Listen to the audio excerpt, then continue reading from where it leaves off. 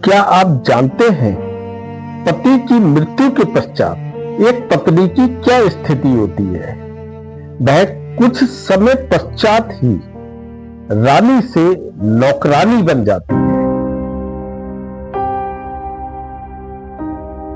जो पत्नी कल तक खुद बच्चों की तरह हरकतें करती थी, आज अपने बच्चे कैसे पालें, इस उलझन में फंस जाती है। जिस घर की सुबह किसी की हंसी खिलखिलाहट से शुरू होती थी, पति की मृत्यु के पश्चात उसी घर की वो वीरानगी किसी शमशान की तरह हो जाती है। पति की मौत के बाद पत्नी का हर शौक खत्म हो जाता है, हर उमंग खत्म हो जाती है, हर ख्वाहिश खत्म हो जाती है। बस हंसती खेलती एक जिंदगी जिंदा लाश बनकर रह जाती है। तो दोस्तों, आज का मेरा ये वीडियो हर उस स्त्री के लिए बनाया है जिसने अपने पति के मृत्यु के पश्चात वो दर्द सहे हैं, वो अत्याचार सहा है, वो संघर्ष करा है। आज का वीडियो बहुत ही दिल को छू लेने वाला वीडियो है। पूरा वीडियो जरूर देखना कि एक पति की मृत्यु के पश्चात एक पत्नी किस तरीके से अपना जीवन व्यतीत करती है, किस तरीके से संघर्ष करती है, किस तरीके से अपनी गृहस्थी को पालती है और खुद एक बचपने में जीने वाली जिंदगी एक संघर्षमय जिंदगी बनकर रह जाती है। तो फिर ज्यादा समय ना लेते हुए शुरू करते हैं अपना वीडियो।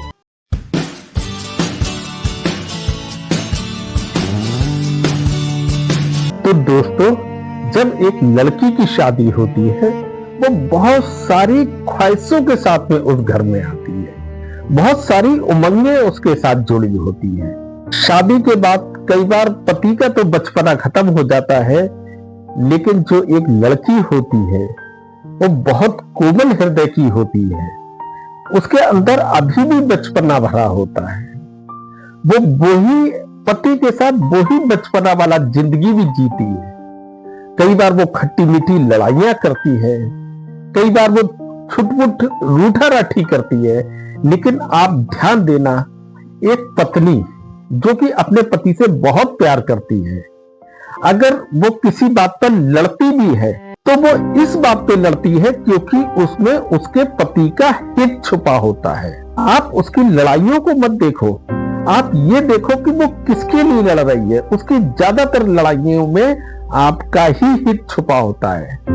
वो हर मुश्किल से अपने पति को बचाना चाहती है, हर मुसीबत से पति को बचाना चाहती है। जितनी आफत होती है वो पति को बचाकर चाहे अपने ऊपर ले ले, लेकिन पति को सेफ रखती है।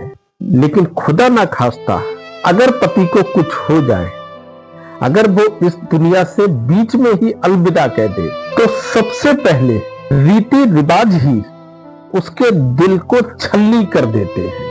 पति के मृत्यु के पश्चात जो रीति रिवाज होते हैं वो उसके दिल पर ऐसी चोट करते हैं, ऐसी चोट करते हैं कि उसका दिल छल्ली हो जाता है। जैसे उसकी चूड़ियां तोड़ी जाती हैं, उसके मांग का सिंदूर मिटाया जाता है, उसकी बिंदी हटाई जाती है, उसका पूरा श्रृंगार खत्म कर दिया जाता है, उसे सफेद साड़ी पहनने पर मजबूर कर दिया जाता है, जिसके मैं सख्त खिलाफ हूं।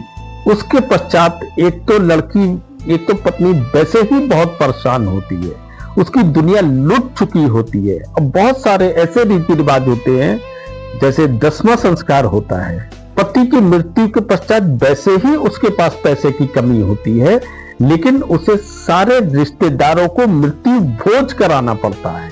यानी जो बची खुची पूंजी भी होती है वो अब उसके बच्चों के लिए नहीं है, पहले सबको मृत्यु भोज कराना पड़ता है रिश्तेदारों को। इस रीति रिवाज के मैं बहुत सख्त खिलाफ हूँ। तो वो एक बचपने वाली जीने वाली जिंदगी उसकी बहुत संघर्षमय जिंदगी बन जाती है, कांटों भरी जिंदगी भर जाती है। एक औरत की जिंदगी केवल और केवल अपनी गृहस्थी के इर्द गिर्द रहती है, जबकि जो आदमी होता है वो अपनी गृहस्थी के अलावा भी बहुत सारी चीजों में इधर उधर खोया रहता है। लेकिन मैं ये दिल से महसूस करता हूँ, एक स्त्री हर समय अपनी गृहस्थी के बारे में सोचती है, चाहे वो उसका पति हो, चाहे वो उसके बच्चे। उसके लिए वो ही पूरी दुनिया होती है, उसी पूरी दुनिया को अपने में समेटे हुए रहती है। सोचो, जब उस दुनिया में से सबसे अहम भाग जो कि उसका पति होता है, अगर वो उसे छोड़कर चला जाता है तो उसकी जिंदगी कैसी हो जाती है। जब तक पति जिंदा होता है, सारे रिश्ते नाते होते हैं, सारे लोग उस घर में आते हैं, बड़ी बड़ी बातें करते हैं कि कभी मुसीबत आए तो मुझे बताना, सबसे पहले मैं खड़ा दिखाई दूंगा, कोई हो ना हो लेकिन आप मुझे हमेशा पाओगे। लेकिन वही जब उसके पति की मृत्यु की खबर उसके पास जाती है तो फिलहाल उसकी मृत्यु के समय तो सारे रिश्ते नातेदार आते हैं, बहुत शोक मनाते हैं, बहुत दुख प्रकट करते हैं। कुछ दिन जो खास लोग होते हैं वो कुछ दिन रुकते भी हैं वहां पर, लेकिन जैसे ही वो सारी विधियां पूरी होती हैं, एक एक करके सब लोग जाने लगते हैं और जाते जाते शायद उसे कुछ दिलासा भी देते हैं कि कोई बात नहीं, अगर कोई दिक्कत परेशानी हो तो मुझे जरूर बताना। लेकिन कुछ समय पश्चात ही सारे रिश्तेदारों की हकीकत सामने आने लगती है। हर व्यक्ति उससे नजरें छुपाने लगता है। हर एक को ये लगता है कहीं ये पैसों की डिमांड ना कर दे, कहीं ये कोई मजबूरी बताकर मुझसे कुछ ले ना ले, चाहे वो उसका जेठ हो, चाहे वो उसकी जेठानी हो, चाहे वो उसकी दोरानी हो, चाहे वो उसकी ननद हो, यहाँ तक कि कई बार उसके खुद के घर वाले, चाहे वो उसका भाई हो, चाहे वो उसकी बहन हो, मतलब सब लोग उससे पीछा छुड़ाने लगते हैं, उससे दूर भागने लगते हैं, कहीं ये पैसों की डिमांड ना करती है। यहाँ पर सबकी स्थिति खुलकर सामने आने लगती है। यहाँ तक कि जब वो जो उसके बच्चे पढ़ रहे होते हैं, जो बच्चों की स्कूल की फीस होती है, उस पर भी बहुत से लोग समझाते हैं क्यों इतने महंगे स्कूल में पढ़ा रहे हो, अगर तुम्हें फीस नहीं दे मिल रही है तो सरकारी स्कूल में एडमिशन करा दो। लोग उल्टी राय देने शुरू कर देते हैं, पढ़ाई छुड़वाने की बातें करने लगते हैं। वो बाहर नौकरी करने निकलती है तो बहुत सारे भूखे भेड़िए वहां बैठे होते हैं जो शिकार करने की कोशिश करते हैं। कैसे काटे वो अपनी जिंदगी, कैसे पाले वो अपने बच्चे, एक बहुत बड़ी चिंता का विषय बन जाती है उसके लिए। लेकिन संघर्ष करती है वो अपने बच्चों के खातिर, उस बुरे समय को बदलने के लिए, अपने बच्चों की लाइफ बनाने के लिए वो संघर्ष करती है। जो लड़की धूप में निकलने से बचती थी, वही लड़की आज उस कड़ी धूप में कड़ी मेहनत करती है। वो उन सब लोगों की बातें सुनती है जिनसे वो बात तक करना पसंद नहीं करती थी। आज उन सब लोगों के आगे उसे हाथ तक कई बार फैलाना पड़ते हैं, जिसको वो खुद किसी टाइम में कुछ ना कुछ दे दिया करती थी। तो संघर्ष की जिंदगी जो होती है, उसकी पति के मौत के बाद उसे पता लगता है कि ये दुनिया कितनी जालिम है।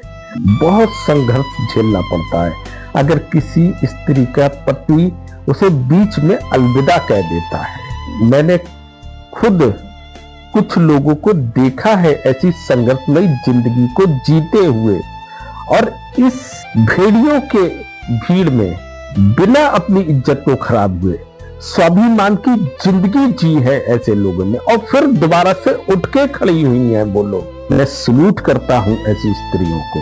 समाज को देना चाहिए उनका साथ। वक्त पे वही व्यक्ति अपना होता है जो वक्त पे साथ देता है। आप जिंदगी में केवल दो लोगों को पहचानना सीख जाओ, वक्त पे साथ देने वाला और वक्त पे साथ छोड़ने वाला। अगर आप दो लोगों को समझ जाओगे तो आप पूरी दुनिया समझ जाओगे।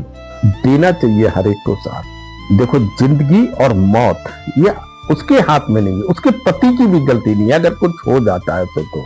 लेकिन समाज इतना निर्दयी कैसे हो जाता है, किसी की मजबूरी का फायदा कैसे उठाता है, वो रिश्ते नातेदार इतनी जल्दी बदल कैसे जाते हैं, उनके अंदर की मानवता कैसे खत्म हो जाती है, ये सोचने वाली बात है। बाकी मैं बोलने को तो बहुत कुछ और बोल सकता था। एक पूरी संघर्ष की कहानी है मेरे पास, जिससे बहुत लंबा वीडियो हो सकता है अगर मैं वो पूरी सुनाऊं तो। अगर अच्छी लाइक और शेयर अगर आप लोग पसंद करते हैं उस तरीके की वीडियो, तो मैं पूरी वो स्टोरी सुनाऊंगा इतने संघर्षमय जीवन से, कैसे कांटों भरी जिंदगी से निकलकर उन्होंने, जिसकी मैं बात कर रहा हूं, उन्होंने एक नाम कमाया अपना। बाकी वीडियो को मैं यही विराम देता हूं। अगर आपको मेरा वीडियो अच्छा लगा हो तो आप प्लीज इसे लाइक और शेयर जरूर करना, और अगर हो सके तो मेरे चैनल को सब्सक्राइब भी कर लेना, क्योंकि मैं इसी तरीके के मानवतावादी वीडियो बनाता हूं। बाकी फिर मिलते हैं अगले शनिवार को एक नए विषय के साथ। तब तक के लिए थैंक यू वेरी मच, नमस्कार।